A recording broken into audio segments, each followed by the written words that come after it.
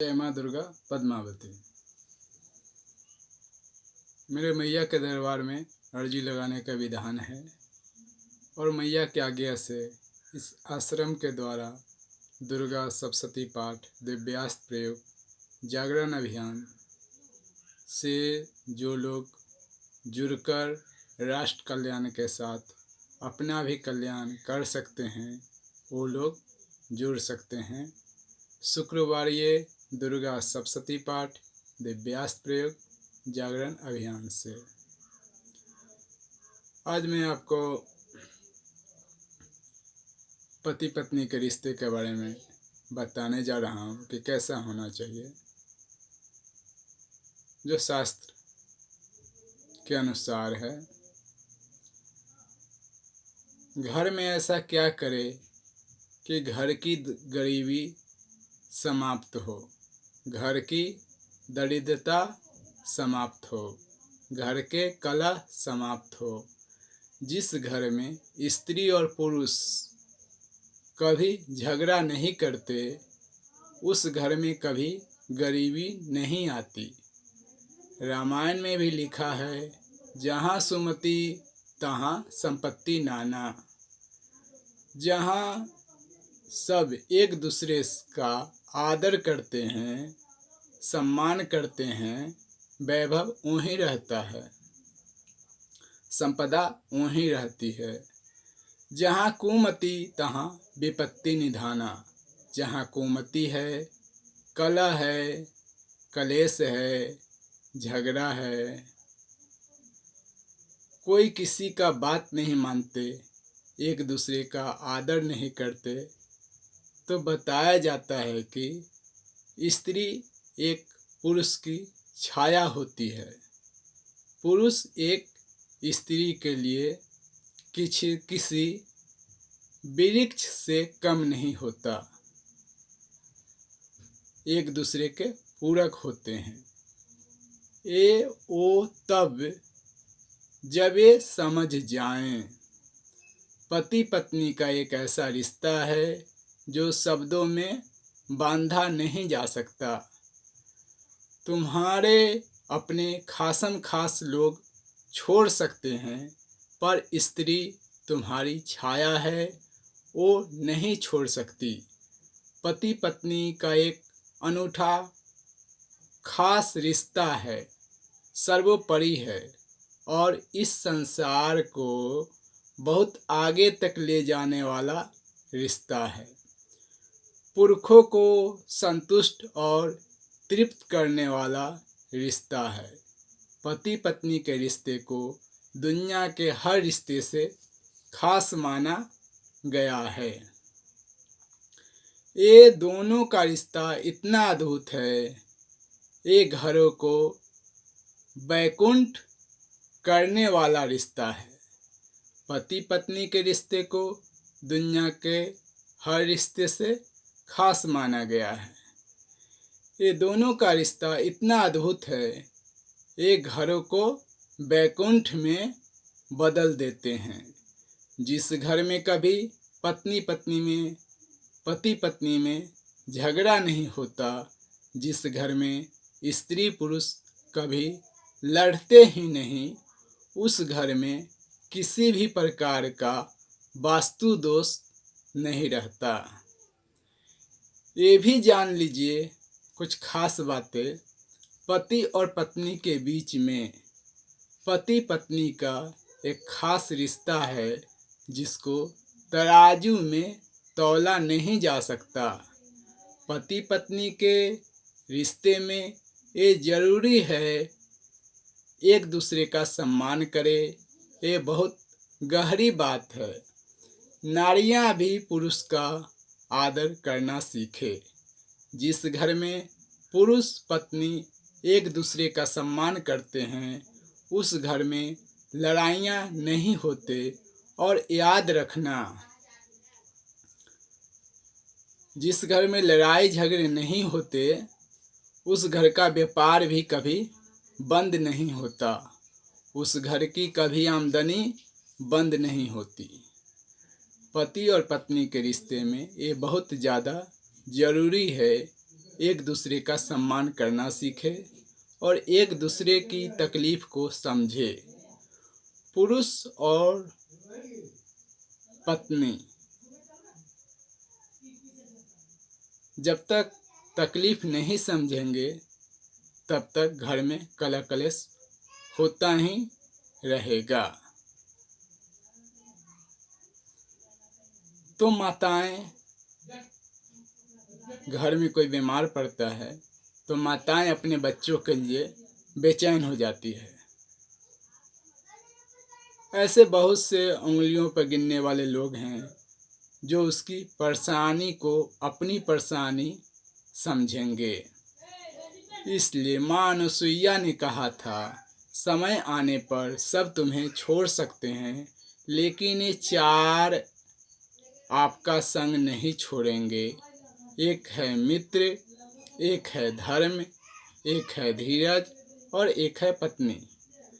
पत्नी को धर्म के साथ जोड़ा गया है। जहाँ धर्म की बात कही गई है वहाँ पत्नी की बात कही गई है। इसलिए इसको भोग पत्नी नहीं कहते हैं, इसको धर्म पत्नी कहते हैं। धीरज मित्र अरु नारी, ए आपतकाल अरियो कियो। इनके हकीकत का पता कब लगता है? जब जीवन में आपत्ति आती है।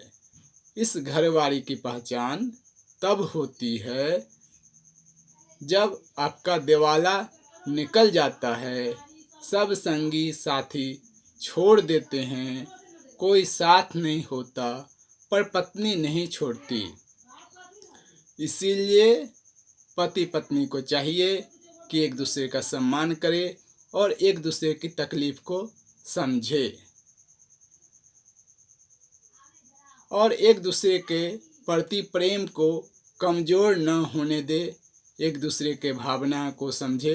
नारी को भी लगना चाहिए कि मेरे पति से विद्वान नहीं है दूसरा, अपने भाई से भी ज़्यादा योग समझिए। और पुरुषों को चाहिए, इस दुनिया में सुंदर विधाता ब्रह्मा ने किसी दूसरी स्त्री को बनाया ही नहीं। याद रखिएगा, उस घर में नारी सीता के रूप में और उस घर का पुरुष साक्षात राम के रूप में हो जाएं। जहाँ पुरुष स्त्री सीता राम बन गए हों, उस घर में वास्तु दोष कहाँ से आ सकता है? कभी भी नहीं आ सकता। आप चाहे तो अपने घर को स्वर्ग बना सकते हैं, धाम बना सकते हैं, बैकुंठ बना सकते हैं। आप इतना टेंशन में जीते हैं। मैं उन माताओं बहनों को कहूँगा, उस घर में कभी वास्तु दोष नहीं ठहरता। वास्तु दोष निकलता है उस जमीन का, उस धरती का, जिस घर में कोई रिश्तेदार आए और वह भूखा न जाए। उस घर से वास्तु दोष नहीं हटता जिस देहली से कोई भूखे चले जाए। मेरे अच्छा विचार रखूँगा तो मेरी गुणवत्ता तो अपने आप आएंगे। सूरज को आज तक एडवर्टाइज नहीं देना पड़ा। आदमी की गुणवत्ता बोलता है, उसका व्यवहार बोलता है, उसका सदाचार बोलता है। अब हमने ग्रंथों में पढ़ रखा है, जिस तरह से इंसान, जिस जगह से इंसान भूखे जाते हैं, भोजन के समय पर भूखे जाते हैं, तो वहाँ पर कभी वास्तु दोष हटता ही नहीं है। और जहाँ पहुँचकर लोगों का आदर होता है, सम्मान होता है, पेट भर उनको भोजन मिलता है, वहाँ पर वास्तु दोष टिकता ही नहीं है। इसलिए बच्चों को, पति को भूखा नहीं जाने दीजिए। समय पर भोजन बनाइए। और आजकल ऐसा दोष है इन मंद आजकल ऐसा दोष है इन मर्दों को जनानियों के लिए चाय बनानी पड़ती है। ये ठीक है। एक काम, मेरी बात को हंस के नहीं निकालिए, फिर मैं नहीं कह पाऊंगा कि आप गृह लक्ष्मी हैं। मुझे फिर कष्ट होगा ये बोलने में। और जो जिस काम को करता है उसको वही काम ठीक लगता है। ये मर्द लोग घर में सामान लाते हुए अच्छे लगते हैं, ये चूल्हा फूंकते हुए अच्छे नहीं लगते। तो ये आपको समझना है। ये बातें बहुत ज़्यादा आवश्यक है। मैं अपने भाई बहन दोनों के लिए कहना चाहूँगा, आप चाहेंगे तो आप अपने घर को स्वर्ग बना सकते हैं, धाम बना सकते हैं, वैकुंठ बना सकते हैं। एक दूसरे के प्रति जो प्रेम है उसको कमज़ोर मत होने दीजिए। ये कब होगा? जब एक दूसरे के भावना को आप लोग समझेंगे। एक दूसरे की भावना को समझिए, एक दूसरे को अपना मानिए, तब ये हो पाएगा। पति पत्नी का जो परमात्मा के द्वारा बनाया गया रिश्ता है, एक अनमोल रिश्ता है। तराजू में इसको तौला नहीं जा सकता। दुनिया की संपदा इसके ऊपर चढ़ा दो तो भी आप इसको तौल नहीं पाएंगे। जीवन के ये 3 चीज ऐसे हैं जो पैसे के लिए नहीं, धर्म के लिए हैं। क्या क्या वो चीजें हैं, समझ लीजिए। एक है आपका बेटा, और एक है आपका शिष्य, और एक है आपका गृहिणी। ये 3 लोग आपकी सेवा धन के लिए नहीं करते, ये तीनों लोग सेवा धर्म के लिए करते हैं। बाजारू स्त्री पैसा से खुश होती है, ये साथ रहने वाली स्त्री नहीं। फिर वो स्त्री हो ही नहीं सकती। याद रखिए इस बात को।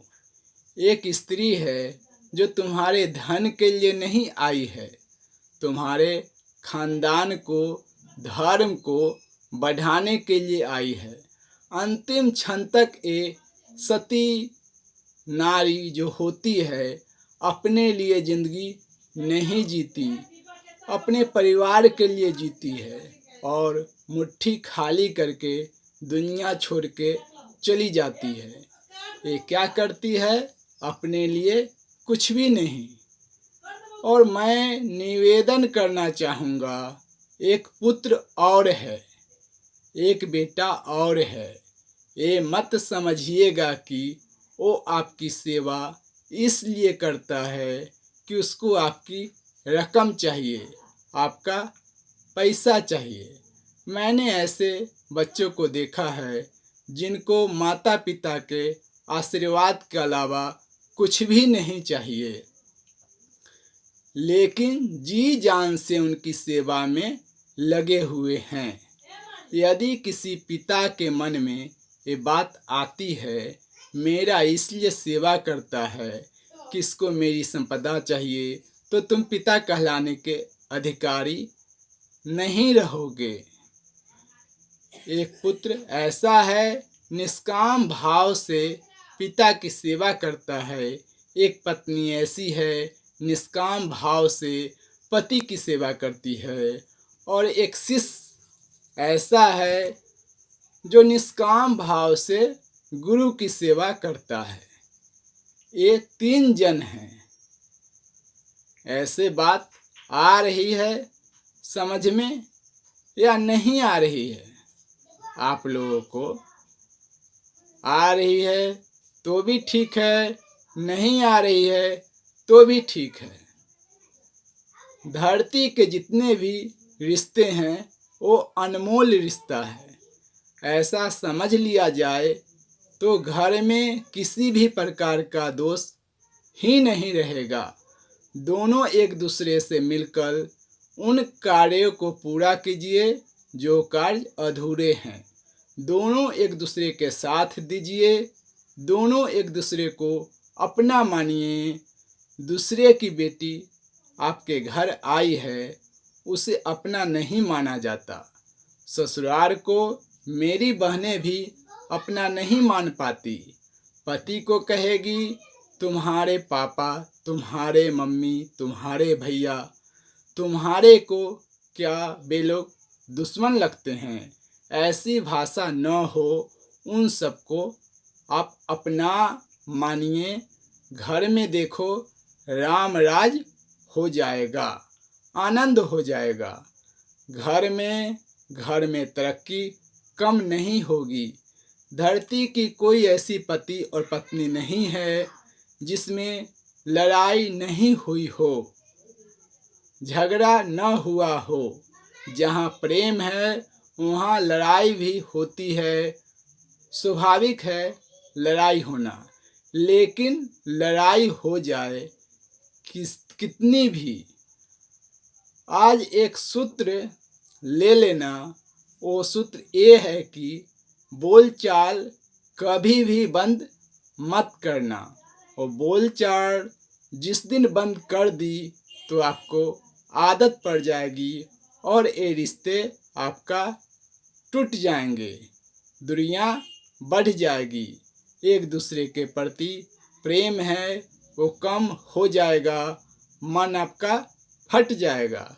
लड़ाई हुई है, किसी गलती के ऊपर लड़ाई हुई है। जिसकी भी गलती है वो अपनी गलती को स्वीकार करे। जिस घर में जो अपनी गलतियों को स्वीकार कर लेते हैं तो झगड़ा हुआ है, फिर भी एक दूसरे से अलग नहीं होते हैं। ये मृत्यु लोक की सब बातें देवलोक में बोले जाते हैं। सबकी जिक्र करते हैं, सबकी चर्चा करते हैं। जो देवियाँ घर में पुरुषों का आदर करती है, जिस घर में देवियाँ धार्मिक रूप से जीवन जी रही है, माँ पार्वती धरती की संपूर्ण स्त्रियों को अपनी सहेली बना लेती है। ऐसा शिव पुराण के अंतर्गत लिखा है। तो माँ जगदम्बा की आप लोग सहेली बन जाइए। आप लोग माँ जगदम्बा की सहेली बन जाइए तो आप लोगों के लिए अच्छा रहेगा। उसका पति, पार्वती माँ का पति कौन है? मृत्युंजय भगवान। परिवार की उम्र द्वितीया की तरह, चंद्रमा की तरह बढ़ेगी। परिवार की उम्र द्वितीया की चंद्रमा की तरह बढ़ेगी। ऐसा जीवन जीने की कोशिश कीजिए और पुरुष भी अपने आप को परिवर्तन कीजिए, अपने आप को बदलिए। एक दूसरे के ऊपर शंका न करे। ये गीता में लिखा हुआ है। परिवार तब टूटते हैं जब शंकी लोग होते हैं। ये संशय आत्मा विंशति, आत्मा को भी खत्म कर देते हैं। ये संशय जो आँखों से देखा है, कानों से सुना है, उसी पर विश्वास कीजिए। आज बहुत ऐसे परिवार हैं जहाँ बहुएं अपने मैके में बैठी है। एक आदमी चिल्ला रहा था, कौआ कौआ कान ले गया। आज कल लोगों के कान को कौआ ले गया। हम बोल रहे हैं, कान कनपट्टी के ऊपर लगा है। देख, यदि शंका नहीं करते, भ्रम में नहीं पड़ते, हकीकत को समझिए। हकीकत समझोगे तो कान कनपट्टी पर लगा हुआ है तो मुझे विश्वास है आपके कान कनपट्टी पर रहें। फिर देखिए, घर में वास्तु महाराज आरती उतारेंगी आपकी। एक बार मेरे निवेदन पर आजमा कर देख लीजिएगा। घर में मुस्कुरा कर रहिए, एक दूसरे का आदर कीजिए। पति पत्नी का रिश्ता एक बैलगाड़ी में जोते हुए दो बैलों की तरह है। धर्म रूपी बैल की तरह आपने देखा है दोनों बैल एक साथ चलती है। एक बैल इधर एक बैल उधर चलेगी तो गाड़ी कहाँ पहुँच जाएगी? गाड़ी कहीं नहीं जाएगी, गाड़ी तो टूट जाएगी। पत्नी जाए इधर, पति जाए उधर, इधर तो जिंदगी की गाड़ी कहाँ जाएगी? जिंदगी की गाड़ी बिखर जाएगी। यदि जीवन की गाड़ी आगे बढ़ाना है तो दोनों धार्मिक बनिए, परमार्थिक बनिए, रिश्ते को मजबूत कीजिए। घर में जो लोग हैं उनको अपना मानिए।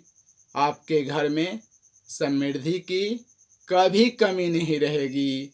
वास्तु भगवान आपको दुनिया भर के आशीर्वाद देंगे। जय माँ दुर्गा। पद्मावती।